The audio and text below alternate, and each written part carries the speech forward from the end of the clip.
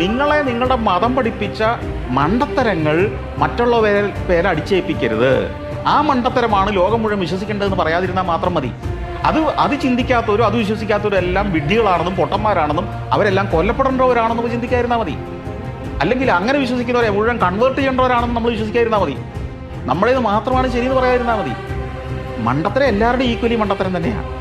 എൻ്റേത് കൂടുതൽ മെച്ചപ്പെട്ട മണ്ടത്തരമാണോ എന്നുള്ളത് മാത്രമേ ഉള്ളൂ ചോദ്യം. എല്ലാം കാണുന്ന ദൈവം 2 വയസ്സായ കുട്ടിയെ ഇവിടുത്തെ റേപ്പ് ചെയ്യുന്നത് കാണാത്തല്ലോ. റേപ്പ് ചെയ്ത് മാത്രമല്ല, ഞാൻ ഇവരീ വിശ്വസിക്കുന്ന മതം, അത് ക്രിസ്ത്യാനി ആവട്ടെ, മുസ്ലിം ആവട്ടെ, ഹിന്ദു ആവട്ടെ, പാർസി ആവട്ടെ, ഈ ഓരോ രാജ്യത്തും ചെല്ലുമ്പോൾ അവിടുത്തെ പ്രാകൃത മതങ്ങൾ വരെ വിശ്വസിക്കുന്നത് എന്തായിരുന്നുള്ള കഥ ഞാൻ പറഞ്ഞിട്ടുള്ള ഒരാളാണ് ഞാൻ. എത്ര വിചിത്രവും, നമ്മുടെ തന്നെ ഒന്ന് ആലോചിച്ച്, ഇന്ത്യയിൽ തന്നെ എത്രയോ സ്ഥലങ്ങളിൽ എന്തെല്ലാം വിചിത്രമായ വിശ്വാസങ്ങളാണ്. അതൊക്കെ നമ്മളിപ്പോൾ നമുക്ക് പരിഹാസമായിട്ട് തോന്നുന്നുണ്ടെങ്കിൽ നമ്മൾ ഇന്ന് വിശ്വസിക്കുന്ന നാളെ വരുന്നവരും പരിഹാസ്യമാകുന്ന കാര്യം തന്നെയാണ്. അതേ ഞാൻ പറയുന്നുള്ളൂ. ഞാൻ ഇപ്പോൾ ദൈവത്തിൻ്റെ പല കാര്യങ്ങളും നമുക്കറിയില്ലെന്നാണ് പറയുന്നത്. അത് നമുക്കൊന്നും അറിയത്തില്ലാത്തതുകൊണ്ടാണ് ഈ പറയുന്നത്.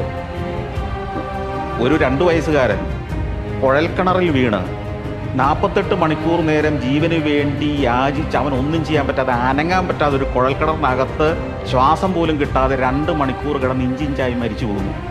ദൈവം ആരെ ശിക്ഷിച്ചത്? ഇവൻ എന്ത് തെറ്റ് ചെയ്തിട്ടാ? ഇങ്ങനെ ഒരെണ്ണം കണ്ടു നിൽക്കുന്ന ഒരാളെയാണോ നിങ്ങൾ പരമകാരുണികൻ എന്ന് വിളിക്കുന്നത്?